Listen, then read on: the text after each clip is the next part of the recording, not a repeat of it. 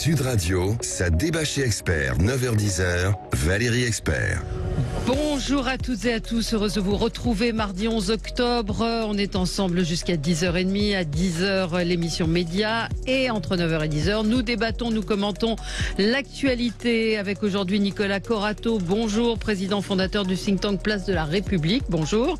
Jérôme Ripoul, directeur associé de l'agence Confluence, coprésident d'Opinion Valais. Bonjour à vous. Caroline Valentin, vous êtes avocate au barreau de Paris. Bonjour à vous. Et Clément Tougeron, vous êtes analyste politique et communicant au sein du cabinet Tilder. Pénurie de carburant, manque d'anticipation du gouvernement vers des réquisitions, des messages contradictoires. Un peu l'impression d'avoir été pris pour des zozos, pour rester correct, puisque ce matin j'entendais Olivier Véran dire non mais on voulait pas dire qu'il y avait pénurie parce que sinon les gens seraient précipités sur les stations. Voilà.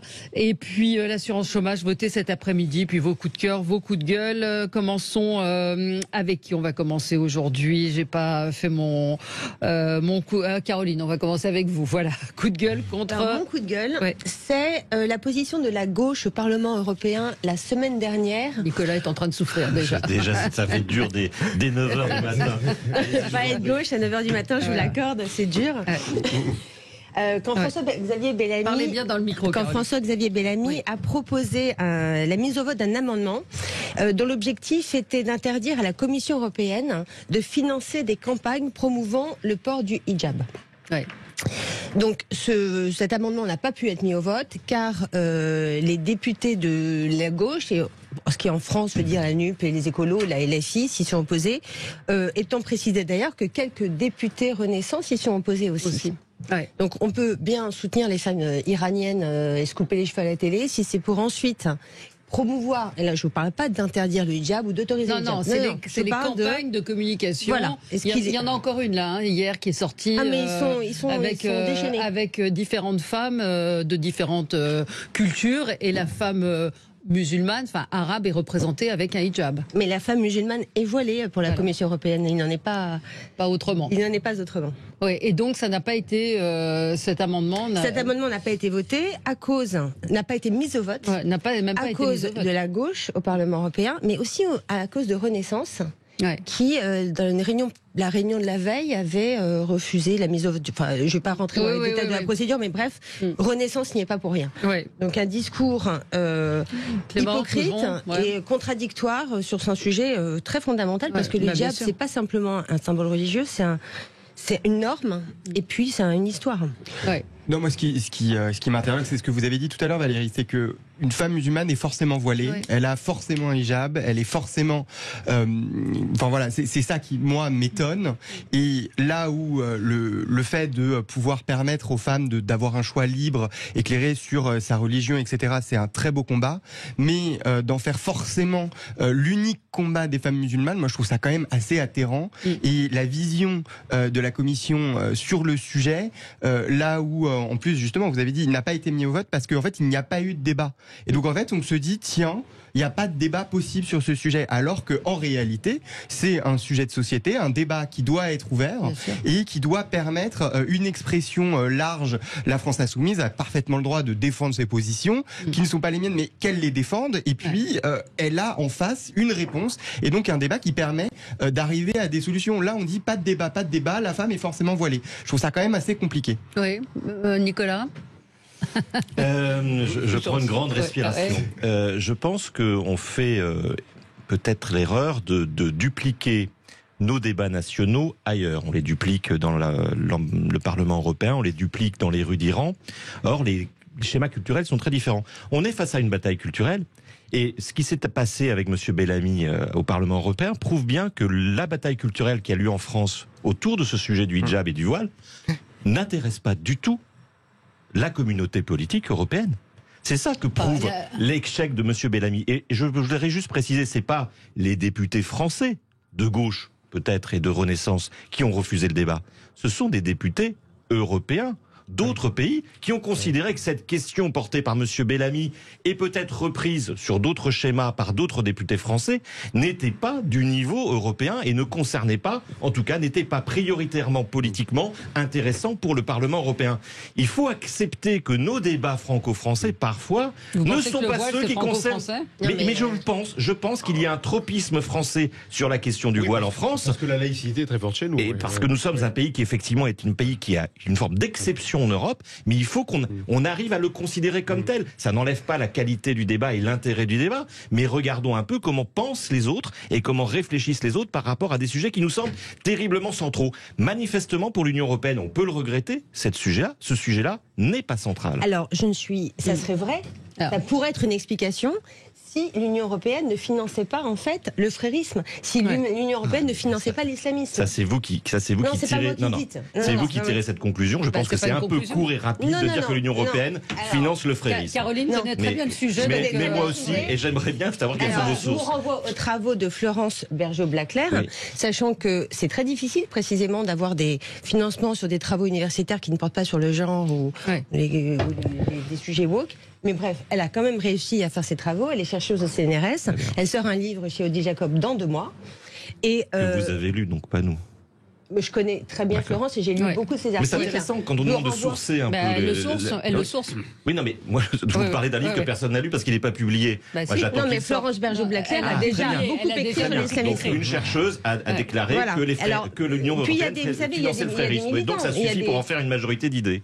Non, mais elle le prouve. Non, mais attendez. Elle écrit pas. Une chercheuse, ça le prouve. La pluralité du débat scientifique et universitaire, ça vous intéresse pas. Le Parlement européen a reçu la FEMISO, qui est la branche, une association qui représente la section jeunesse des frères musulmans. Oui. Ça vous choque pas, ça ? Tout comme le Parlement européen reçoit énormément d'associations de tous les côtés, d'extrême droite, d'extrême gauche. Enfin, il y a une pluralité d'exemples. Les frères musulmans. Ah non, mais juste, me dites pas que je soutiens les frères musulmans. On admet, on prétend pas, mais non, mais en fait, on s'en fiche complètement. C'est juste un hasard s'il y a des femmes voilées sur toutes nos campagnes promotionnelles. C'est juste un hasard si les Vémisos sont reçus au Parlement européen. C'est pas un hasard si vous faites une focalisation là-dessus, en tout cas, oui, ça c'est sûr. Pourquoi c'est pas un hasard? Parce que c'est une bataille politique que vous menez, mais acceptez-la comme telle. Pourquoi en fait?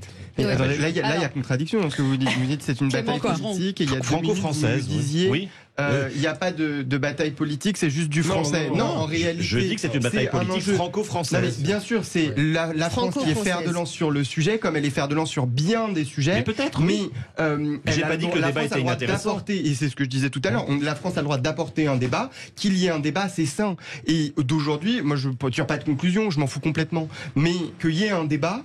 Ça permet juste de clarifier, d'avoir une position européenne, que la France puisse exprimer sa voix et donc avoir un débat qui s'exprime et donc l'ensemble des points de vue, un pluralisme qui revient à ce que vous disiez, qu'on ait un pluralisme d'idées sur le sujet. Et manifestement, ce Parlement n'a pas souhaité ce débat. Ouais. Ça c'est l'analyse. Jérôme, ça ne veut pas dire qu'il n'est pas intéressé bien dans le micro. Au-delà de la pirouette de Nicolas, qui est intéressante, parce qu'au début, il n'a pas répondu sur le fond, il a fait une analyse très intéressante. Parce qu'on peut penser que effectivement, on a un prurite laïque chez nous, que je partage, puisque moi, je défends... personnellement la laïcité et faut pas utiliser le mot prurite. Non, oui, c'est ce que j'allais dire. Prurite, c'est c'est une affection. Mais on peut avoir des valeurs et ces valeurs peuvent provoquer des irritations. Parce qu'elles ne sont pas partagées par tout le monde. Mais enfin, les irritations, c'est pas grave, c'est un débat politique, on n'est pas des... Mais j'utilise encore les mots que je souhaite. Si vous n'êtes pas d'accord, on peut parler de prurite. Non, mais il y a une contradiction. Le débat n'est pas là. Non, le prurite, c'est le voile. Mais ce que je veux dire... Plus que la laïcité. Le prurite, c'est qu'au niveau européen, effectivement, ça n'est pas un sujet partagé. Voilà. Et qu'effectivement, on en a fait un axe de combat. C'est pas un sujet débattu, mais c'est un sujet partagé. Non, mais on peut pas dire... Attendez, attendons-nous. Si le Parlement est arrivé à ce vote, c'est que c'est un sujet qui n'est pas partagé. Donc après, vous pouvez le regretter, ça on est d'accord, mais néanmoins, c'est une réalité. Et derrière ça, la question qui se pose, que je voulais poser en tant que candidat, c'est, moi je suis pas allé voir, j'ai vu le résultat, mais j'ai pas vu quel était en fait le fond de l'histoire. Est-ce qu'il interdit la promotion du hijab, ou est-ce qu'il souhaitait qu'on interdise la représentation des femmes musulmanes par des voiles. Ça, j'ai pas compris le. Non, ce qu'il explique, c'est que la commission fait des campagnes en vous expliquant que le hijab c'est le bonheur, le hijab c'est la joie, le hijab c'est la liberté, et c'est ça qu'il veut interdire. Mais quand on dit, oui, d'accord. Mais quand on dit fait des campagnes, c'est des campagnes de promotion. Fait des campagnes de promotion. C'est l'utilisation de l'image. C'est des campagnes de promotion. D'accord. Un mot sur peut-être Farida, je ne sais pas si vous avez vu hier Farida Khelfa, qui est une ancienne mannequin, amie de Carla Bruni, qui était interrogée par nos confrères de France Inter et qui donnait son avis sur le voile, elle-même d'origine algérienne. Elle disait: je crois qu'il y a une stigmatisation en France des femmes voilées qui les exclut, alors que c'est une affirmation de leur identité, de même qu'en Iran, l'arrachage du voile est aussi un signe d'émancipation. Donc c'est à la fois un signe d'émancipation, en même temps un signe d'oppression, et surtout elle a cette phrase terrible où elle dit, en gros, elle explique que les femmes voilées sont dans les milieux défavorisés. Donc là aussi, il y a une espèce de mépris de classe, et elle devrait peut-être s'interroger de savoir pourquoi il y a plus de femmes voilées dans les quartiers défavorisés que dans les beaux quartiers. Déjà, mais en plus, c'est un sujet compliqué, le voile, parce qu'en fait, derrière, il y a des financements, derrière, il y a une stratégie. C'est d'ailleurs pas un sujet uniquement français. L'islamisme pose des problèmes dans tous les pays du monde, ou à peu près. En Europe, il pose des problèmes spécifiques, et clairement pas uniquement en France. En Iran, on voit bien qu'il pose des problèmes. En Algérie, il se développe. Enfin, bref, c'est un sujet très international. Oui. Mais au-delà de ça, tous ces gens oublient que le voile, d'abord, est une norme qui marque une culture dans laquelle les femmes et les hommes ont un rôle particulier, genré. Et puis, le voile est un symbole d'une affirmation de cette norme contre la norme qui est la norme universaliste européenne. Et enfin, le voile a une histoire. Et on ne peut pas faire fi de cette histoire quand on parle du voile. On ne peut pas juste dire: ah bah écoutez, vous avez le droit de mettre des tops, c'est la question. Oui. Il y a des femmes qui sont mortes pour pouvoir l'enlever. De l'égalité des sexes et de la dignité des femmes. On peut aussi entendre que des femmes veuillent porter le voile. Absolument. Il faut pas. Mais le sujet de Bellamy n'était pas de l'interdire. Oui, le sujet de Bellamy n'était pas d'interdire, n'était de ne pas en faire la promotion. Non, mais là où, et c'est pour ça que ce débat est intéressant, c'est que du coup on se dit, on a l'impression avec Jean-François Bellamy, c'est que c'est soit on en fait la promotion, soit on n'en fait pas, c'est interdit de mettre un voile sur une campagne. Enfin non, on peut avoir un entre-deux qui est permettre aux femmes de choisir de manière libre leur port du voile, et voilà. Allez, petite pause et on se retrouve dans un instant, 9h15 sur Sud Radio. À tout de suite. Sud Radio, ça débat chez Expert, 9h-10h, Valérie Expert. Nous allons parler de la pénurie, des tensions, comme dit Olivier Véran, des petites tensions qu'il y a dans les stations-service. On apprend à l'instant que la CGT et FO reconduisent la grève chez Esso, ExxonMobil. Ce matin, pareil, j'entendais le porte-parole du gouvernement dire qu'il y avait eu des avancées, que normalement les problèmes étaient réglés chez Esso. Visiblement, ce n'est pas le cas. Nicolas Corato, votre coup de gueule. Oui, je voulais parler une nouvelle fois du Qatar. Alors, c'est pas parce que je fais une obsession sur la Coupe du Monde de football. C'est pas vraiment le point central de mes intérêts personnels. Mais la presse, vos collègues ont révélé un élément qui était un peu passé inaperçu cet été, qui est que la France va envoyer plus de 200 gendarmes et policiers pour assurer une partie de la sécurité des événements sportifs qui vont se dérouler en novembre pendant la Coupe du Monde de football à Doha, au Qatar. Et on apprend d'ailleurs que cet accord intergouvernemental a été signé à l'époque par Édouard Philippe, Premier ministre, et ratifié cet été au mois d'août par l'Assemblée nationale dans une indifférence quasi totale. Donc nous allons envoyer majoritairement des gendarmes, 196 gendarmes, quelques policiers en plus, unanimement des femmes, donc c'est intéressant. Nous n'envoyons que des hommes, et j'imagine que nous avions quand même quelques gendarmes d'élite femmes et quelques policiers d'élite femmes pour assurer une partie de la sécurité de la Coupe du Monde de football. À cette occasion, d'ailleurs, on apprend que le Qatar, bon prince, a garanti ses militaires français contre la peine de mort et pour un procès équitable, au cas où ils commettraient des infractions sur le sol qatari et seraient donc soumis à la loi qatarienne, qui effectivement prescrit, on l'imagine, un certain nombre d'impératifs juridiques qui ne sont pas vraiment conformes aux nôtres.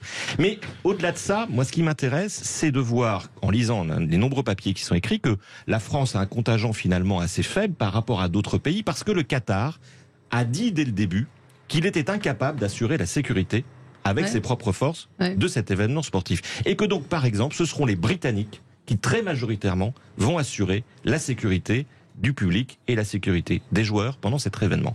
Et mon coup de gueule revient finalement à il y a 10 ans. Comment avons-nous pu confier l'organisation d'une manifestation mondiale de telle ampleur à un pays qui a toujours reconnu être dans l'incapacité d'en assurer la sécurité? Moi, je pense que n'importe quel pays se serait présenté avec le même dossier, ce dossier aurait été unanimement rejeté. Manifestement, nous avons fait des choix différents et aujourd'hui, nous en pallions les conséquences. Moi, je trouve que c'est intéressant de se rendre compte à quel point, finalement, nous avons collectivement une responsabilité sur ce que nous avons organisé au Qatar, parce que c'est pas le Qatar qui organise la Coupe du Monde, c'est nous qui avons décidé d'organiser la Coupe du Monde au Qatar. Quand tu dis nous, Nicolas, et la France, France en premier lieu. Alors je sais bien que c'était il y a 10 ans, qu'on nous dit que c'est trop tard pour revenir sur le sujet, que Monsieur Hanouna a des expertises géopolitiques très avancées sur le problème, mais il n'empêche qu'aujourd'hui, y compris au mois d'août, notre Assemblée nationale est obligée de délibérer sur l'envoi de forces de sécurité pour garantir une compétition qui ne se déroule pas sur notre territoire. Pourquoi ça a été ratifié aussi tardivement? Eh bien, je ne sais pas. Ça c'est je ne sais pas, mais l'accord a été signé en 2021 et manifestement, il a fallu en urgence ou en dernière minute présenter la ratification devant l'Assemblée nationale. Mais on savait depuis 10 ans de toute façon qu'on devrait le faire, puisque la sécurité ne pouvait pas être assurée. Donc c'est effectivement, vous avez un coup de gueule tout à fait utile. Clément, toujours, donc vous, c'est un coup de gueule et un coup de cœur. Non, c'est un coup de cœur. Un coup de cœur, une fois n'est pas coutume, sur la gauche. Je sens un peu d'ironie. C'est très suspect. C'est 2 fois, une fois n'est pas coutume. Non, c'est... vous avez... je ne sais pas si dimanche matin, vous avez eu le courage d'écouter Jean-Luc Mélenchon à la radio. Si vous n'avez pas eu ce courage, je vous propose de l'écouter. Super, on l'écoute alors. Je pense qu'il doit revenir. Alors, vous savez, vous avez déjà eu 3 semaines de lynchage d'Adrien Quatennens. On n'a tenu aucun compte de la parole de sa femme, ni de la mienne. Bon, au passage, on m'a mis dedans. À la fin, on croirait que c'est moi qui suis coupable. Bon, tout ça, c'est la politique habituelle. Qu'il revienne sur les bancs de l'Assemblée. Mais enfin, oui, et je souhaite surtout que cesse le lynchage qui a été fait de lui. Parce que ça, non, c'est un lynchage. C'est une sorte de répétition de gifles politiques qui lui sont données du matin au soir dans tous les médias. Mais je veux surtout dire que Adrien Quatennens est un des éléments les plus brillants qui se soit imposé dans la dernière période. Lynchage, moi je dis lynchage, mais je sais pas, il a dû avoir un truc qui est pas... C'est David Lynch et le lynchage. Oui, c'est ça. En fait, là, tout ce qu'il dit dans son interview est problématique. Déjà, il utilise le terme de gifle politique. Là où il reprend donc l'usage de la réalité de la femme d'Adrien Quatennens. Il dit, c'est pas parce qu'il l'a violenté une fois que c'est un homme violent. Il nous parle de lynchage, là où il faut rappeler que c'était aux États-Unis, on allait jusqu'à tuer des personnes noires sans procès, sans rien, sous prétexte qu'ils étaient noirs. Et on a une accumulation de faits en disant c'est nous les victimes et il faut laisser Adrien Quatennens. Là où mon coup de cœur intervient, c'est pas du tout sur ces propos-là, mais sur ceux de Clémentine Autain en parallèle, qui pour la première fois depuis le début de cette affaire a dit: ces propos, je ne m'y reconnais pas, je ne suis pas d'accord avec ça, et je ne comprends pas comment Jean-Luc Mélenchon peut en arriver à là. Et pour une fois, alors qu'on entend dans beaucoup d'articles, il y a un malaise dans la France insoumise, mais c'est assez facile de dire je suis en malaise par rapport à ça, je suis pas trop d'accord à partir du moment où il y a de l'anonymat. Là, pour la première fois, Clémentine Autain dit clairement je m'oppose à ces propos qui, en plus, vont jusqu'à mettre en cause le principe de l'état de droit dans notre société, parce qu'il dit finalement non mais ça y est, Adrien Quatennens a payé sa dette, il a été mis en place publique, eh bien oublions tout ça, il peut revenir à l'Assemblée et travailler normalement. normalement. En réalité, il doit être aller sur la justice, puisqu'il y a une plainte qui est portée par sa femme, et c'est à la justice de gérer le sujet. C'est pas à nous ou aux hommes politiques de dire bon, c'était une gifle, donc du coup ça sera plus ou moins important. La gradation des peines, c'est à la justice de le faire. Et donc voilà, coup de cœur sur Clémentine Autain et son opposition à une personne qui est devenue tellement importante à la France insoumise, et bien qu'on n'ose même pas le critiquer en public. C'était un sujet sur lequel elle pouvait difficilement ne pas réagir. Mais je ne sais pas qui le conseille, si ça lui sort comme ça, si c'était préparé. Ça c'était préparé. La gifle politique, elle est préparée. Elle avait fait, en plus, elle avait mal réagi au moment de l'affaire Kaoubouas. Complètement. Donc elle avait des non-réactions à se faire pardonner. Coup de cœur, mais réaction tardive quand même. Oui, voilà. Bien sûr.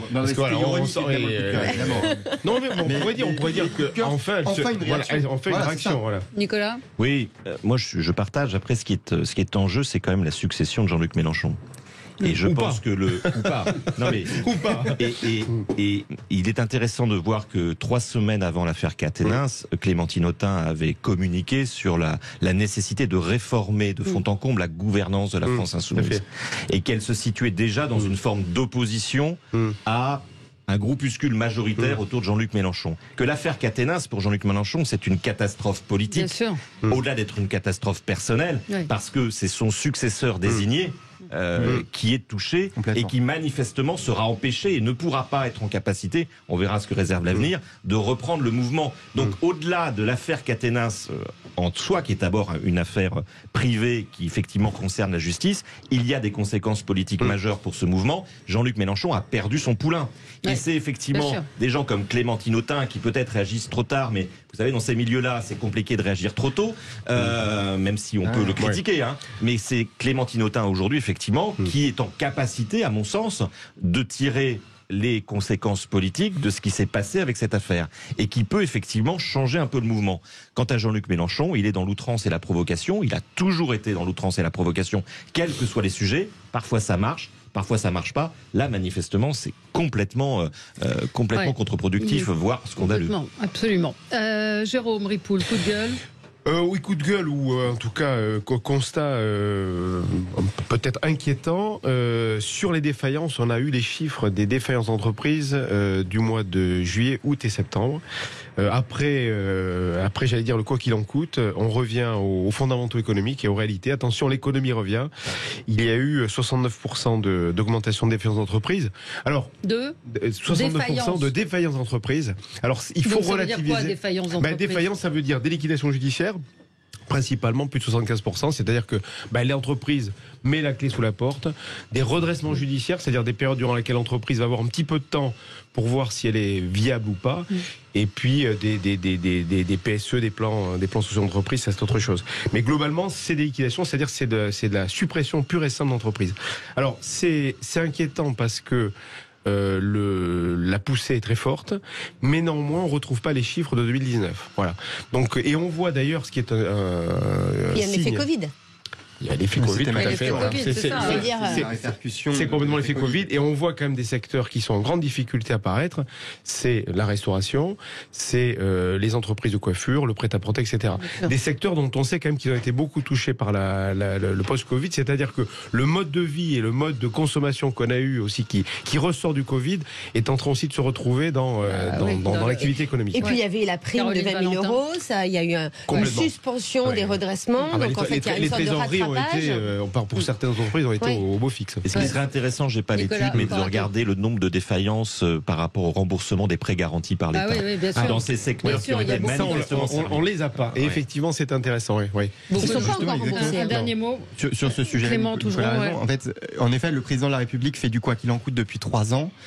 Quand toutes ces mesures, là, on a la fin progressive des mesures du Covid, mais quand, par exemple, ça va être la même chose sur le bouclier tarifaire, quand il va s'arrêter fin décembre, qu'est-ce qu'on fait ?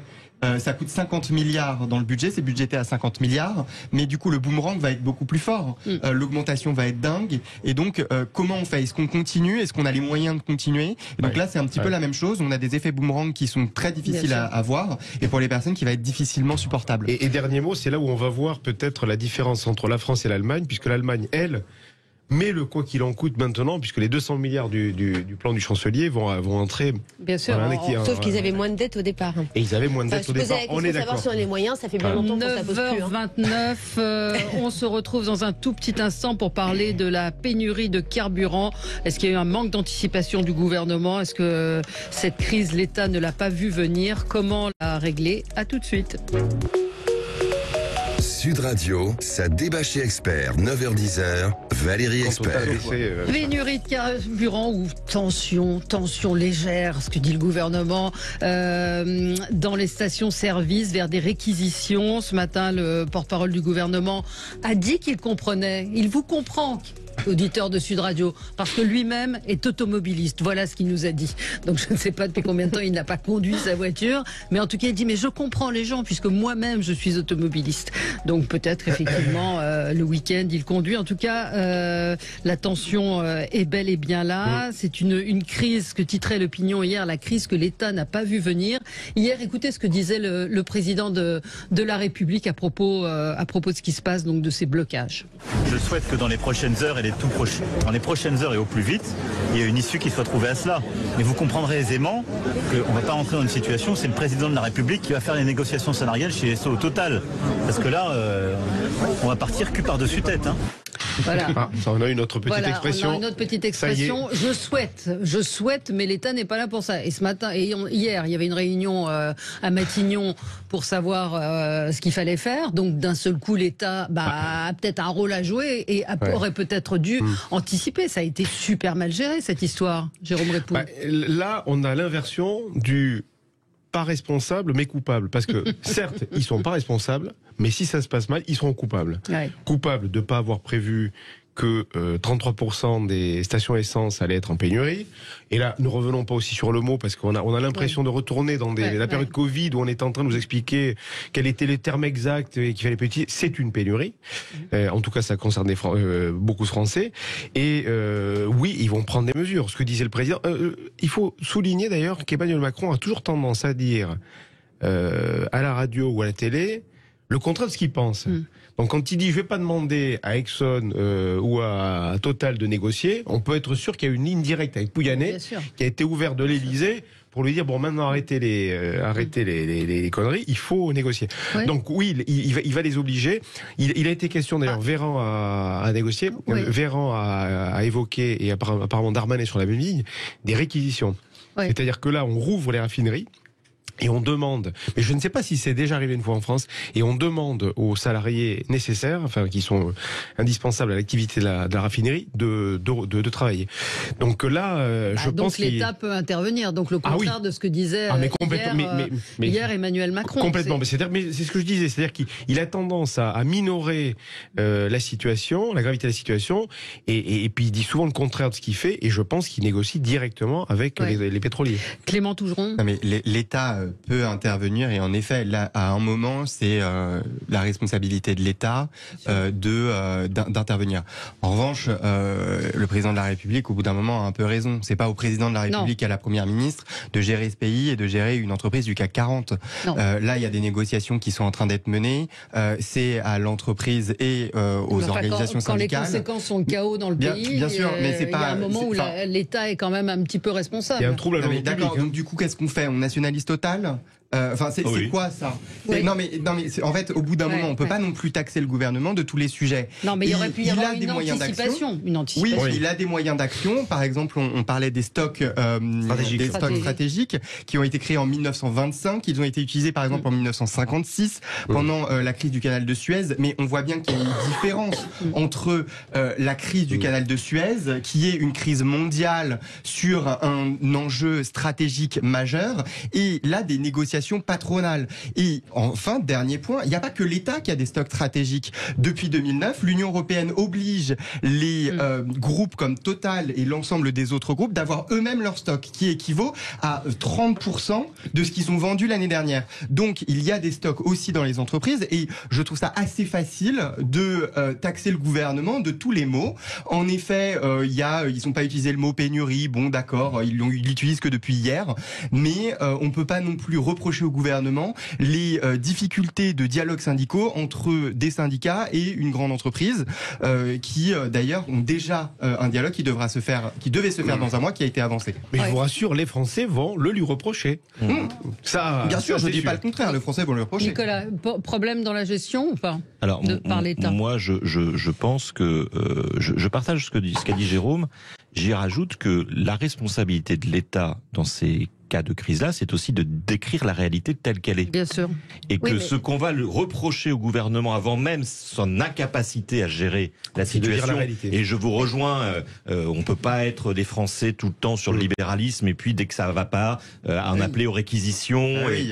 Après tout, ce sont des opérateurs privés qui prennent leurs responsabilités. Moi, je pense qu'on les aurait taxés sur les super profits, on n'en serait peut-être pas là. Je referme la parenthèse. Mais c'était de décrire la réalité telle qu'elle était. C'est-à-dire de parler aux Français comme à des adultes. Les Français, ils sont suffisamment adultes pour savoir qu'ils voient des files d'attente sur les autoroutes, sur les routes, dans les villages, dans les villes, et que c'est difficile de faire le plein aujourd'hui. Et ils n'attendent pas de l'État, de la communication, je dirais, très verbeuse, mais de la communication sur la réalité, sur ce que fait réellement l'État pour parvenir à surmonter cette crise. Deuxième point, c'est d'abord un mouvement social. Et je pense que c'est ça la difficulté de l'État. C'est de ne pas avoir vu arriver ce premier mouvement social qu'ils attendaient, mais qu'ils n'attendaient peut-être pas dans ce secteur. Et le problème de ce secteur, c'est qu'il impacte toute la vie d'un pays. Et il peut entraîner d'autres mouvements sociaux, et notamment des mouvements sociaux. Je vous rappelle que les Gilets jaunes, c'est parti sur une question d'essence. Donc c'était pas les mêmes circonstances, mais on est parti de la même problématique. Ce que vous dites, c'est ce que j'évoquais en début d'émission, c'est Olivier Véran qui en gros laisse entendre qu'il fallait rassurer les Français pour pas que les gens se précipitent au pont pour aller faire le plein. Je peux prendre un pari. Dans 3 mois, on aura des problèmes d'approvisionnement en bougies. Parce que subitement, on va se dire qu'il peut y avoir des délestages d'électricité, tout le monde va se ruer sur les bougies.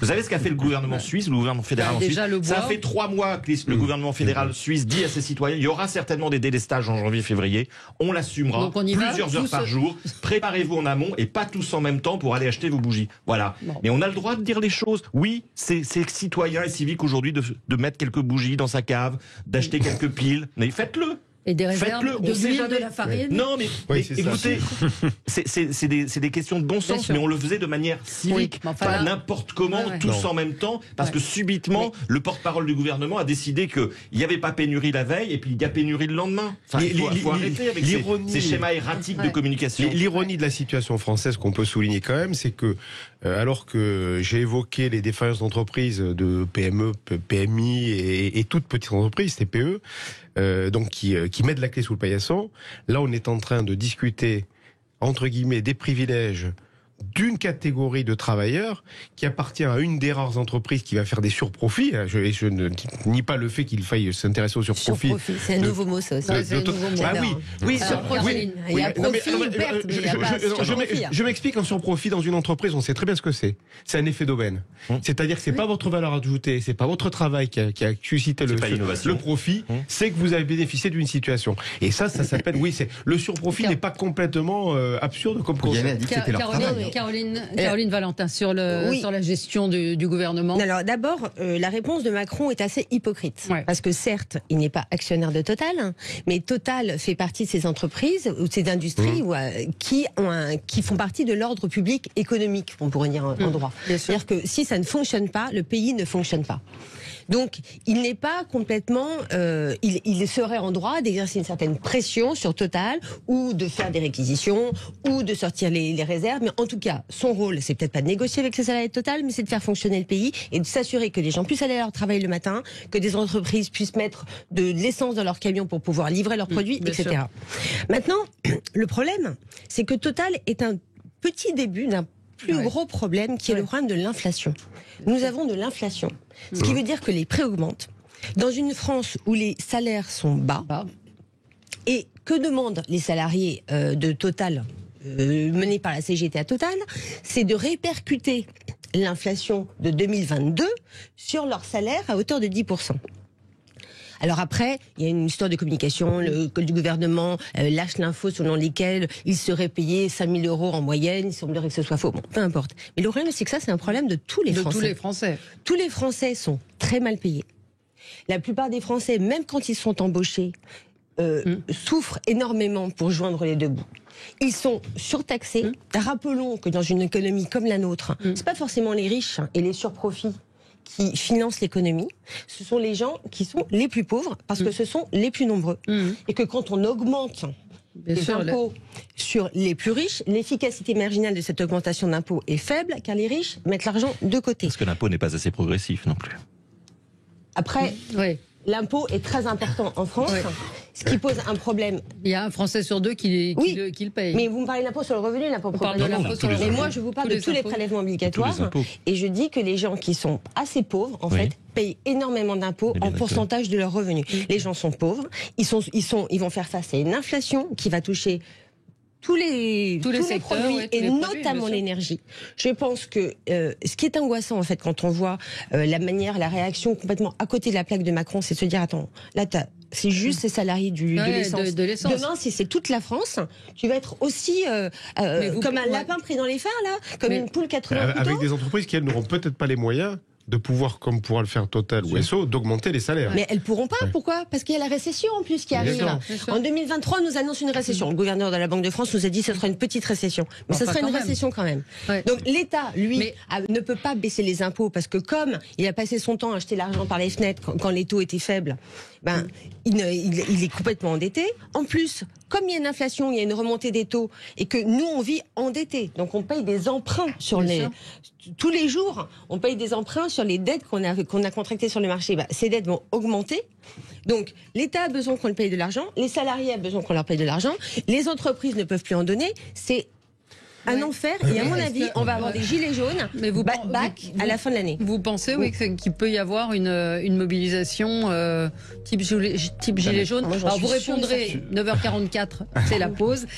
Minuscule pause, restez avec nous et vous répondrez tout de suite après Clément Tougeron. À tout de suite. Sud Radio, ça débat chez Expert, 9h-10h, Valérie Expert. Avec vous sur Sud Radio, on revient sur les pénuries de carburant, manque d'anticipation du gouvernement. Est-ce que le gouvernement va aller vers des réquisitions? Alors Clément Tougeron, vous vouliez réagir oui, non, pas ce que disait Caroline Valentin. Exactement. Il y a, dans le débat, là, on est en train de dire non mais le gouvernement a trop agi avant, il a donné trop d'argent.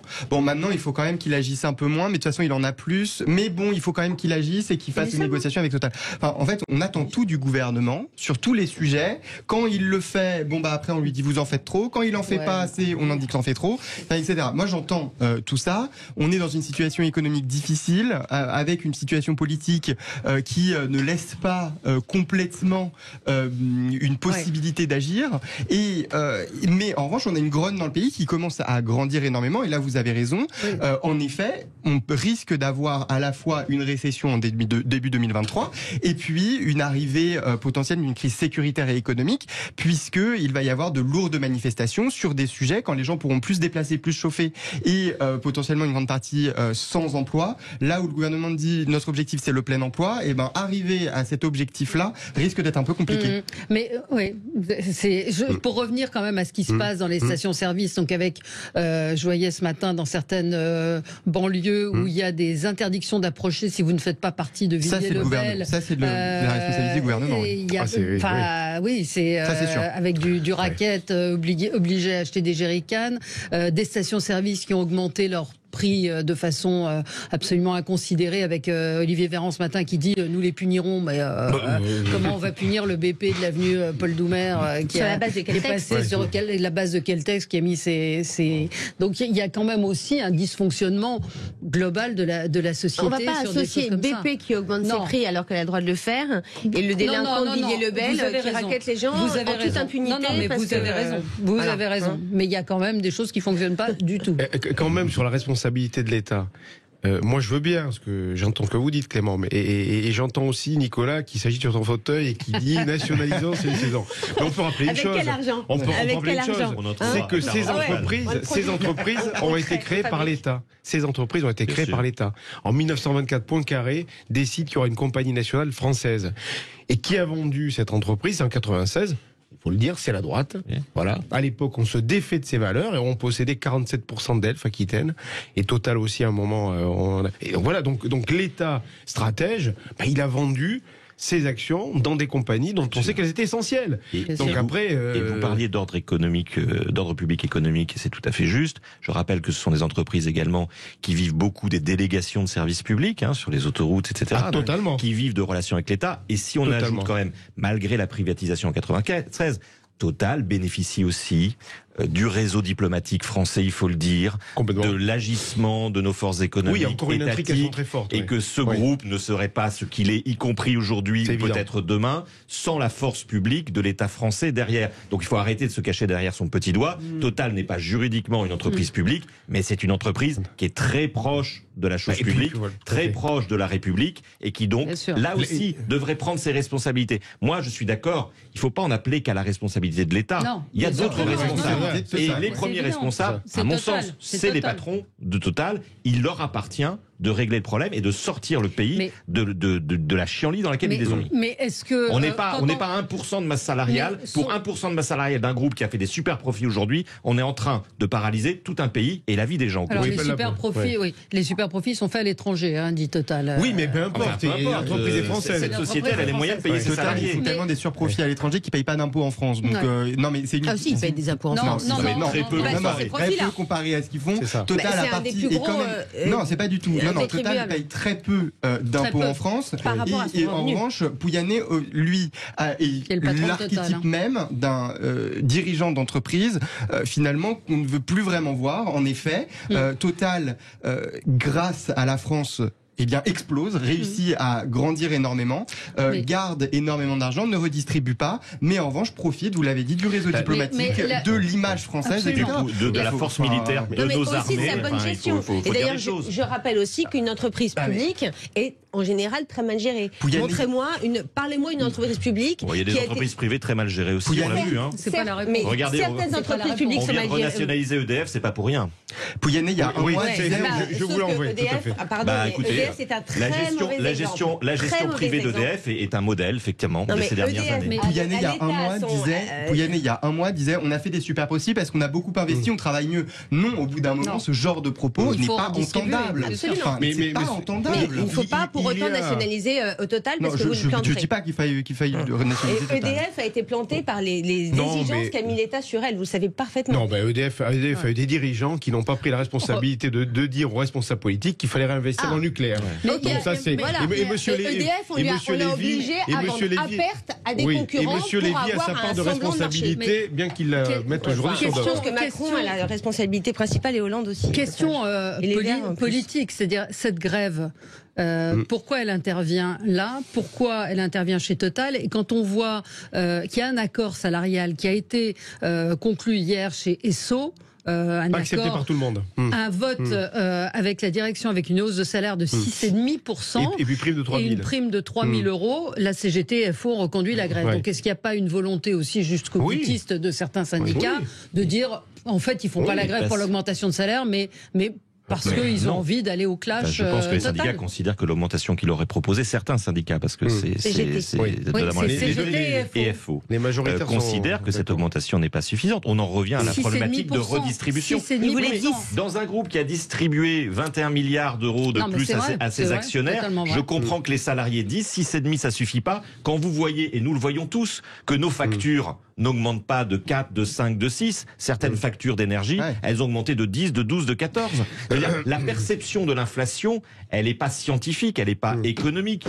Dans nos poches et dans notre quotidien, elle est symbolique. C'est-à-dire qu'on voit effectivement des prix qui ont bondi. Et effectivement, si on vous propose, Valérie, demain une augmentation de 6,5%, je suis pas sûr que vous l'acceptiez parce que vous considérez qu'au regard de vos postes de dépenses, ça suffit pas à combler ne serait-ce que l'inflation réelle que vous subissez. Le taux de l'inflation est de 10% en 2022. C'est pour ça. Mais ça veut dire quoi? C'est pas le taux de la Banque de France. Il est de 6,3. Clément Tougeron. Moi, j'ai regardé sur économie.gouv.fr. Non, mais même là, un sujet pour les salariés, c'est de se dire, la direction de Total et Esso dit, on va faire des augmentations à partir de début 2023. Les salariés disent oui, mais en fait l'inflation elle a commencé depuis janvier 2022. Donc il faut revenir en arrière et donc pas uniquement dire on fera ça dans quelques mois. Donc là le bras de fer il est là aussi. Il est sur ces enjeux-là. Il y a quand même un enjeu personnel et je pense que la personnalité du dirigeant de Total, qui est Patrick Pouyanné, pose problème parce que ça ne se serait sans doute pas passé avec un Margerie qui avait une toute autre perception d'entreprise. Oui. Pouyanné, c'est un dirigeant dont on le sait qui est extrêmement dur, et quand il a dit les négociations se tiendront en novembre et on les avançait pas en octobre, il est braqué sur cette position. Et je pense que effectivement la difficulté peut-être pour le gouvernement Macron, c'est aujourd'hui d'avoir affaire à un chef d'entreprise qui a décidé ce qu'il voulait faire et qui risque de rester dans cette position. Et avec des syndicats qui vont se durcir. Parce qu'effectivement, ils peuvent pas être satisfaits de la proposition qu'on leur fait. Alors peut-être que l'État n'agit pas justement et ne sort pas ses réserves parce qu'ils espèrent au bout du compte que les réserves stratégiques ont commencé à être... mais ils n'ont pas fait les réquisitions. Non, ils n'ont pas fait de réquisitions. Cela dit, rappelons-nous que quand Sarkozy les avait fait en 2010, il s'était pris un taquet dans les juges en 2011. C'est très particulier. Voilà. Et peut-être qu'il attend que la CGT fasse pression pour que Pouyanné, au bout d'un moment, dégage. On sort les forces de l'ordre à la dernière limite. Pourquoi la limite, la dernière? Oui, c'est quoi la dernière? C'est quand et c'est quoi? Mais ça, c'est au gouvernement, justement. Avant les vacances, tu le disais, Nicolas. Mais avant les vacances. Moi, je pense qu'il y a une limite symbolique, c'est les départs en vacances. Parce que on va le dire, ce conflit social, il touche essentiellement les gens qui sont hors des centres urbains. Quand les Parisiens et les élites parisiennes vont découvrir qu'elles ne peuvent plus partir en vacances la Toussaint et prendre leur voiture de location, alors je ne sais pas, il y a d'autres élites parisiennes. Non mais c'est très symbolique. Tant que Paris n'est pas concerné, voyez, tant qu'il n'y aura pas un incendie au bois de Boulogne, on n'aura pas conscience de la sécheresse dans ce pays. Et tant que les Parisiens ne seront pas directement concernés, les Franciliens sont concernés par les pénuries. Et il y a en grande banlieue et en banlieue des gens qui n'arrivent plus à aller travailler. Mais tant que le petit monde des Parisiens ne se sentira pas concerné directement par ce risque, je pense qu'effectivement, on ne sera pas à la dernière limite. Mais Olivier Véran il est quoi déjà? Automobiliste? Oui, il a dit je suis un automobiliste. Donc il se rend compte. Mais automobiliste, c'est celui qui est dans la voiture ou celui qui conduit la voiture? Peut-être c'est ça.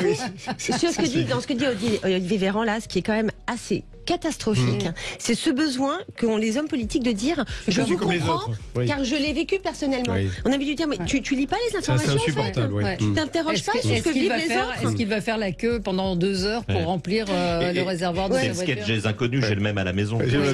Et petite remarque, si Macron n'avait pas aussi tellement malmené les grands patrons de centrales syndicales, il serait peut-être aujourd'hui en train de les appeler, de négocier directement avec eux. Et là, je pense que là, les syndicats humiliés. Les syndicats, il n'y a jamais eu beaucoup de. Oui, mais il n'y a pas beaucoup d'hommes et de femmes politiques qui soient main dans la main avec les syndicats. Pardon. Il y a eu une humiliation publique de Laurent Berger. Qui n'est quand même pas le patron du syndicat le plus Martinez aussi, le plus reçu, et de Monsieur Martinez, mais qui aujourd'hui dont on va payer les pots cassés. Et j'ajoute quand même une chose, c'est que moi je vois très très mal partir la réforme de l'assurance chômage et la réforme des retraites dans ce climat-là. À 3 jours les conditions de vie des sous-traitants de l'Hôtel des Bleus, la Fédération française de football fait savoir qu'elle vient de changer des prestataires, puisque c'est pour vous qui vous intéressez au Qatar. Il va y avoir un complément d'enquête dont on va parler ici jeudi matin, où sont évoqués, il y a une très grosse enquête, et donc comme on parlait du Qatar, je vous le signale. Allez, bonne route à tous, automobilistes. Peut-être que vous êtes nombreux à nous écouter ce matin, d'ailleurs, dans vos voitures, en faisant la queue pour essayer de trouver une goutte d'essence. En tout cas, on est avec vous sur Sud Radio, et dans un instant, c'est l'émission Média. À tout de suite. Sud Radio.